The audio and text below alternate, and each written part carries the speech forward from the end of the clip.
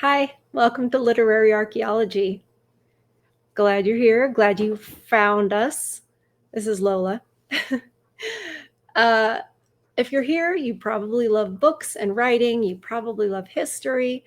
And because of those loves, you probably are also a lover of truth.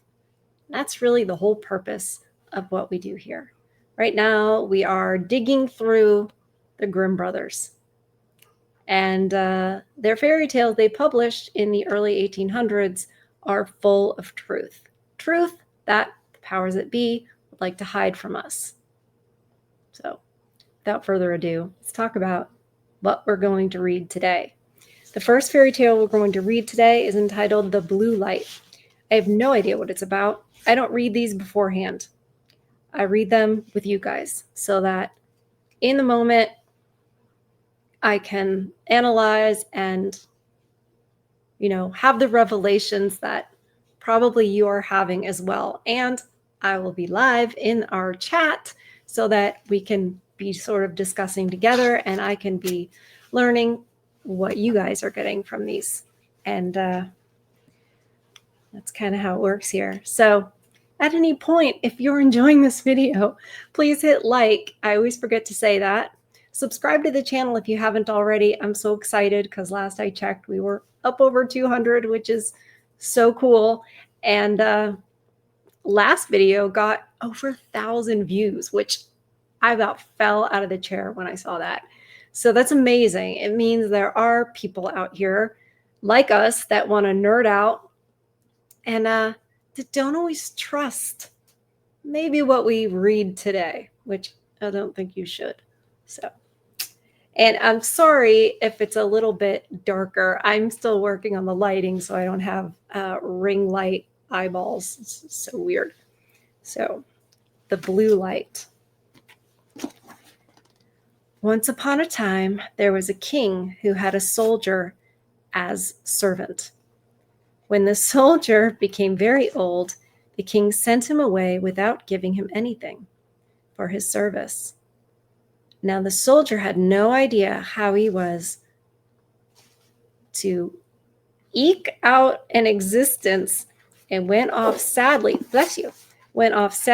and walked until he reached a forest in the evening. After he went farther, he saw a light, and as he approached it, he came upon a small house that was owned by a witch. My witch alert was going off because a lot of times there's a little house in the middle of a forest tends to be inhabited by a witch for some reason. And by the way, if you're new here, if you're new to Grimm Brothers fairy tales, one of the things they really warn us about is witches. Another thing is evil mother-in-laws. And I don't know if you think so too, but I think those are very good warnings.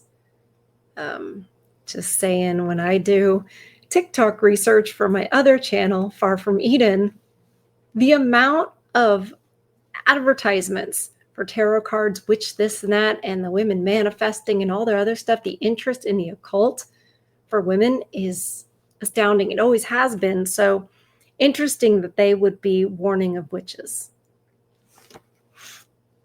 He asked for a night's lodging and a little food and drink. At first, she refused him, but finally she said, "All right. I'll be merciful, but you must dig my garden tomorrow morning." So far, it seems okay. But we don't know if he realizes she's a witch yet.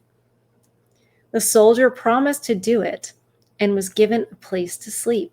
The next morning, he hoed the witch's garden and worked until evening, when the witch wanted to send him on his way, but he said, "I'm so tired. Let me stay another night." She didn't want to let him, but finally she gave in. So the next day, he was to chop up a cartload of wood into small pieces. And indeed, the soldier chopped the wood into logs. And by the end of the day, he had worn himself out so much that once again he couldn't depart and ask for lodging for a third night. She had to know. that was how it was going to be, that he would be so tired at the end of these very grueling tasks. So, what's her plan here? These tales have taught me to be highly suspicious. I mean, you guys, look at how many we've read. I'm even like that in real life now. Okay. He had worn himself out so much that once again he couldn't depart and ask for lodging for a third night. In exchange for lodging, the witch demanded that he fetch the blue light from her well the following day. So the next morning, the witch led him to a well and tied a long rope around him and lowered him down the well.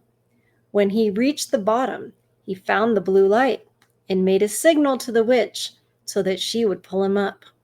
Indeed, she pulled him up, but just as he reached the edge of the well, she reached down with her hand and wanted to take the blue light from him, and then let him fall back down. However, he sensed her evil intentions and said, "No, you don't. I won't give you the light until both my feet are firmly on the ground." The witch became furious, and she shoved him with the light down the well and went away. The soldier, now quite sad, down in the moist, dark quagmire, for he thought his fate was sealed.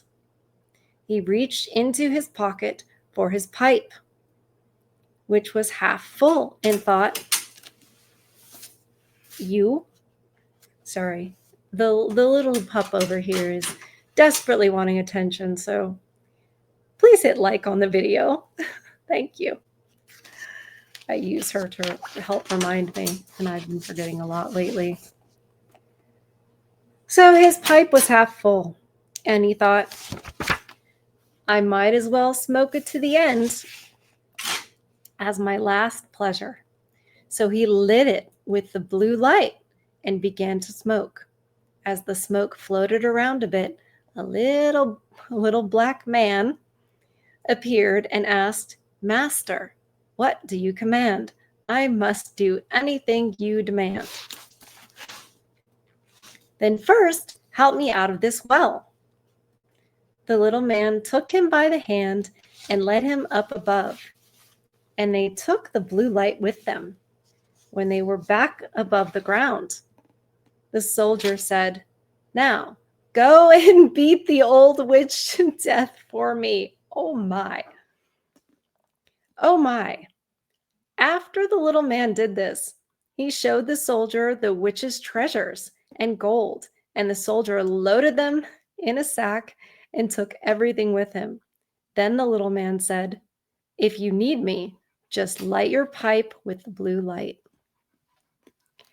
I'm telling you, if you ever thought that fairy tales were anything resembling what Disney has presented to you, I mean, you were lied to like the rest of us. Those aren't fairy tales. They change. I mean, in doing that, Disney really had the effect of changing the whole definition of fairy tale, the whole connotation of it, to where it's just a fantasy where everything works out, la la la la. No, they are serious. They are serious about life and consequences and evil, good, what's true. That's what they're all about. It's about teaching the next generation these things. So, is it always going to be pretty? No, because it reflects life. Anyways, it wouldn't be an episode of Literary Archaeology if I didn't at some point trash Disney. Maybe when we are done with the Grimm Brothers, I won't trash Disney as much. We'll see. So he's off. He's got all her treasures and the blue light. And if anything happens, just light your pipe with the blue light. The soldier returned to the city and stopped at the best inn, where he had fine clothes made for him and had a room furnished in a splendid way. When it was ready, the soldier called the little man and said, "The king sent me away and let me starve because I could no longer serve him well." Oh, thrown away because you're just a utility, as men have been treated throughout generations by, kings who have them fight your wars for them, which, by the way, it's no different here in our democracy, if you've noticed. It's just disguised a little bit to where it's somehow we've fallen for, well, it's for your freedom. And now the women do the same, just treat the men like utilities. And when you can't serve your purpose anymore, well, we just throw you away. So he's telling his little genie that, hey, that's what this king did. All right, here we are. Where was I? Sorry, I lose my spot when I get passionate about something. Oh, that's so funny because I can no longer serve him well. Now, bring me the king's daughter. Bring the king's daughter to me here tonight. She will have to wait on me and do what I command. See, I bet you thought he was going to say something else. No, I'm just going to put her in her place and therefore the king. That's dangerous, the little man said, but he did what the soldier demanded anyway. He went and fetched the sleeping princess from her bed and brought her to the soldier. Then she had to obey and do what he said. Why did she have to obey? Because what's she going to do about it? Right? We're not stronger. And in this day and age, she couldn't just call 911. We forget that in our modern society, that women have power because of a decision that we all made, or that powers that be made to do it. But at the moment that those same powers that be want to take it away, they absolutely can. It's called force doctrine. But that's more of a subject for my other channel. Okay, so he brought her, and she gotta do what he says. In the morning, when the cock crowed, the little black man had to bring her back again. Oh, okay. When she got up, she told her father, "I had a strange dream this past night, and it seemed to me that I had been taken away and had become a soldier's maid and had to wait on him."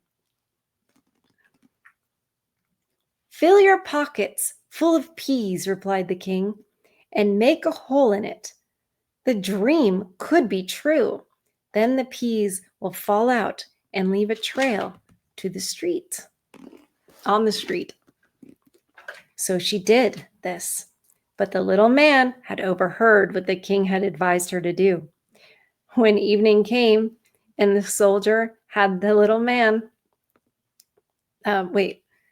said that the little man should bring the king's daughter to him again, the little man spread peas all over the city so that the few peas that fell out of her pocket could leave no trace.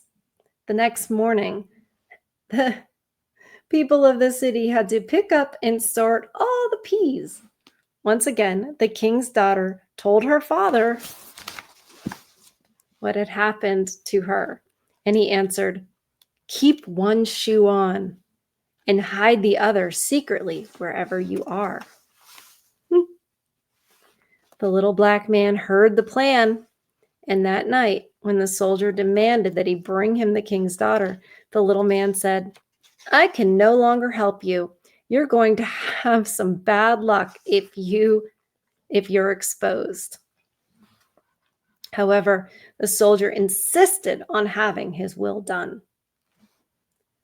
"Well then, After I've returned to the king, make sure you get yourself out of here right away and through the city gate."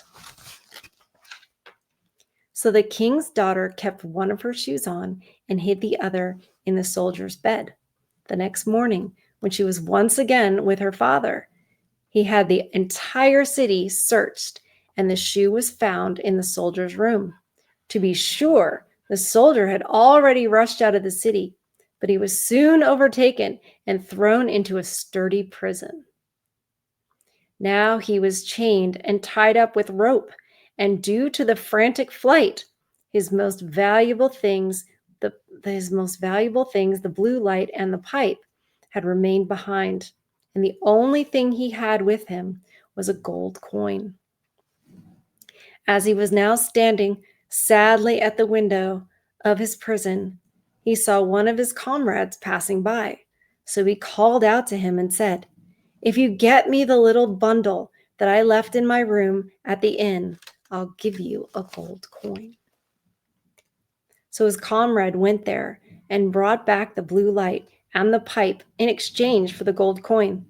The prisoner lit his pipe right away and summoned the little black man, who had said to him, "Have no fear. Go wherever they take you and let them do what they want. Just remember to take the blue light with you." The next day, the soldier was interrogated and sentenced to hang on the gallows.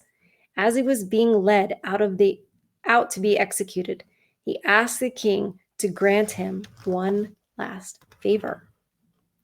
"What kind of favor?" asked the king. "I'd like to smoke my pipe along the way." "You can smoke 3 pipes if you like," answered the king. When the soldier took out his pipe and lit it with the blue light, all at once, the little black man was there. "Ah, beat everyone here to death." Sorry, I don't want that sound to be picked up. It's the book rubbing up against the pillow that I've got it sitting on. Okay. So, yeah. "Beat everyone here to death," the soldier said, "and tear the king into 3 pieces." Telling you. Now, would I read this to children? We're not done yet. Would I read this to children? Probably. I think it's good that these stories are fantastical. They seem to be going on somewhere else. But the truth is real. And you're not seeing it like a movie, right? They're not showing this happening. But life and death are real things. And if you think like 100 years ago, 200 years ago, children would have seen a lot more of the realness of life, but not war, as much. So I think I would read this to children. I don't know if it would be the youngest children. I haven't really thought about that for a tale like this. But we shelter children from truth too much. I think it's interesting. It's like, oh, well, kids wouldn't be ready for that. Do you think they're ready for something like divorce? Think they're ready to only see their dads, every other weekend? No. Think they're ready to have, all that sort of thing? We think that's okay, right? Children are resilient. Sure. Okay, here's the conclusion. Well, the little man began and beat all the people around him to death. The king kneeled and pleaded for mercy, and to save his life, he gave the soldier the kingdom and his daughter for his wife. I mean, so now this is how it ended up. The man who was thrown away by the king ended up with everything. And the king ended up not a king anymore, but at least with his life. I suppose in this way, the soldier was merciful.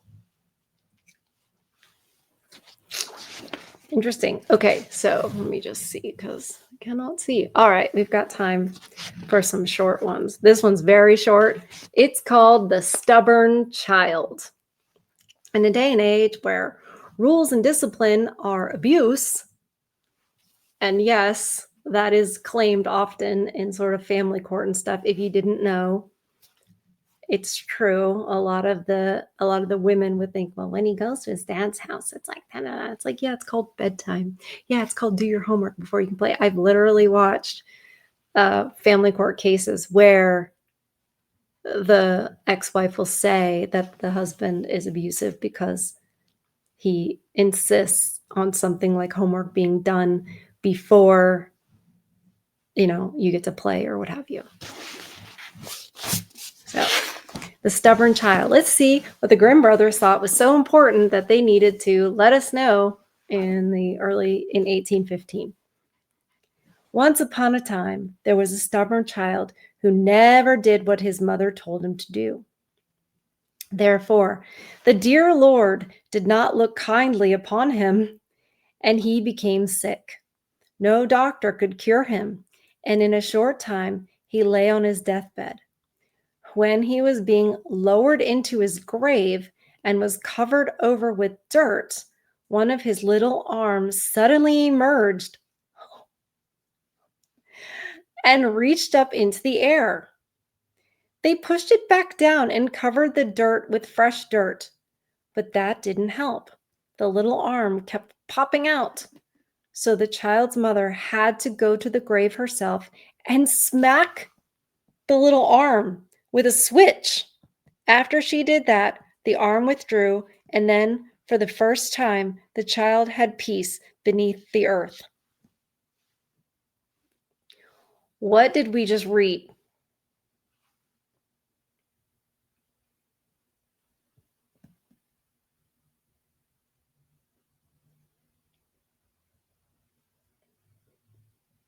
For the first time, the child had peace beneath the earth. Was the mother the problem?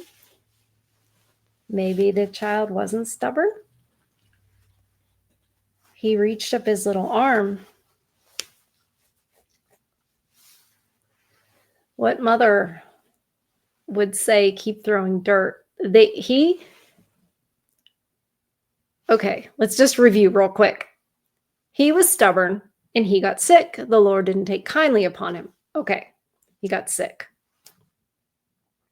That doesn't mean his mother wanted him to get sick, right?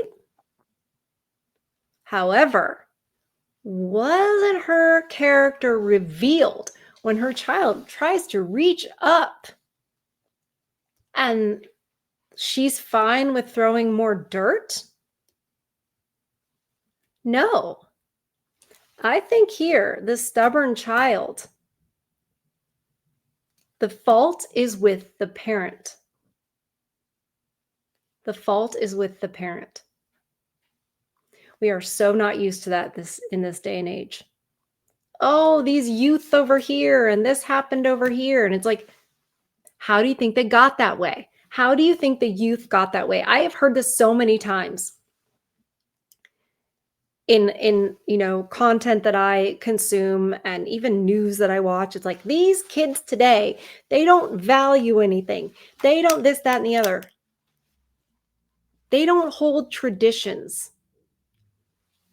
When older generations say that to the younger generation, whose job was it to pass down these traditions? Whose job was it to pass down these values, these morals? I will tell you who took that seriously. The Grimm brothers. The Grimm brothers took that seriously. That's why they abandoned their whole law career, the legacy of their father being in law, and said, hey, we've discovered folk tales and we really think that our culture is on the brink and we need to save it with this, because shaping culture is what shapes the society, not the laws, right? So if people of a certain generation, boomers, Gen X, the people old enough to really have children that have gone to an age where you can see, hey, How come our birth rate's failing? Well, I don't know, boomers and Gen X. Did you teach your children that having families was a good thing? Did you teach your children that they had any responsibility? Did you teach your daughters that it isn't all about them? Did you teach that? Or did you just sort of keep them alive and tell them to be nice and to be good to people, whatever that means, to go out there and find their own truth? And you don't want to push religion on them because, they have to decide that for themselves. Well, guess what? They did. They did. And also, they didn't, because they thought they were deciding for themselves. You might have thought they were deciding for themselves, but the propaganda and the school system decided for them.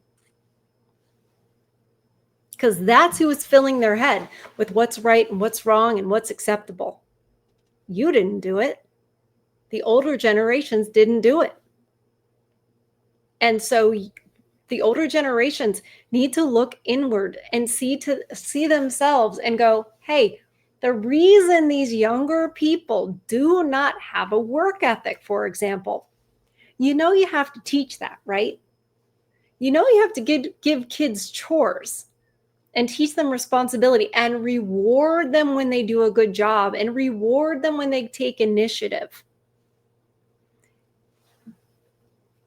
Children, humans, young humans, do not just become better or mature because they got older chronologically. Time on this planet, after you've emerged from the womb, time here does not equal maturity in any other way besides biologically. Those things will continue. And people will say, well, your brain doesn't fully develop until 25 or 21 or whatever the new age is. Well, what does it matter? If you, as a human being, have reached biological maturity, but nobody from your family, from your heritage, has instilled any kind of values, any kind of traditions in you, because they think that would be indoctrinating you. And why do they think that? Because that's what their schooling and their propaganda taught them. We have stopped listening to our elders, and our elders have also stopped instilling the things that are true, good, and beautiful. The Grimm brothers were like, hey, they saw it coming. You know why? In 1812 and 1815, when these fairy tales were published, the French Revolution had just happened in 1790 era, right? And what was that? Because if you've come here to Literary Archaeology and you're still listening, thank you. And also, please hit like on this video so that it reaches other people like you who may not know that this channel is even here and that anyone's even doing this. But if you think what you've learned from the French Revolution, and if you're like me, not much in school, if you think it's like Les Miserables, the musical, the book, no, that's propaganda. It was a communist sexual revolution, a degeneracy revolution, if you will. And a lot of that was cultural. A lot of changes were coming to Europe, and they weren't so good. And we're feeling the effects today. We wouldn't have all these bad things going on in our society, even the birth rate collapsing. We wouldn't even have that if not for the French Revolution and everything that came with it. The Enlightenment. Enlightenment for what? Lucifer. It's like the light bearer, right? Think the Statue of Liberty is about freedom and stuff like that? It's not. It's not. Grimm brothers were on top of it. They were very wise, and they could see that the cultural changes going on were not good for Christendom. And they were right. And we didn't listen. And partly you can't listen if Disney's taking over and telling you, this is what a fairy tale is. This is what Snow White is. No. The reason we have to do literary archaeology and dig these things up is because someone buried it on purpose, right? And why? Why would they do that? Because they don't want us to know this stuff. If we knew this stuff and we valued this stuff, we might pass things on to our children and our grandchildren, etc., rather than having them, discover their own truth. So even when the Grimm Brothers book is finished, when we are finished reading all of the tales in here, we will continue. There are so many different fairy tales. I didn't even know. There are Irish fairy tales, there are English fairy tales. There's so much literary archaeology. And where does it all stem from? From the first book ever published, the Bible, right? So we will dig through different books of that. I don't know. We might even go through the whole thing together. There's a wealth of things. I mean, even including the book 1984. That was published in the 20th century, mid-20th century. And that was a warning. That was not a novel. That was not literature. That was a warning. And we didn't heed that either. So, with that said, I thought we would have time for another one, but I have rambled. And that's okay, because that's the whole point of this, is discussion. It's not just, oh, that was a fairy tale, okay, it's done. No, these are meant to be discussed, analyzed, etc., including when you read them with your children. You can't just expect kids to just learn. You have to explain and teach. That tradition has also ended. So let's bring it back. Let's bring it back, you guys. I will never lose hope entirely. I think that is an unchristian, unfaithful way to be. One thing I do know for sure, two things. In the end, we win. And Christendom, because in the end we win, Christendom will always exist. It can never, ever be snuffed out. So whether we end up being the pocket of Christendom that carries on, I don't know, but you keep going. You keep seeking truth. You keep professing the truth. That is how Christendom keeps going. Anyways, guys, I'll sign off the same way I do on Far From Eden. Please, if you like this channel, you might like Far From Eden. So go check that out too. It's not everybody's cup of tea, I'll say that right now, but you might be like-minded, so at least give it a try. Protect your peace. Feed your souls. I love you guys. See you on the next one.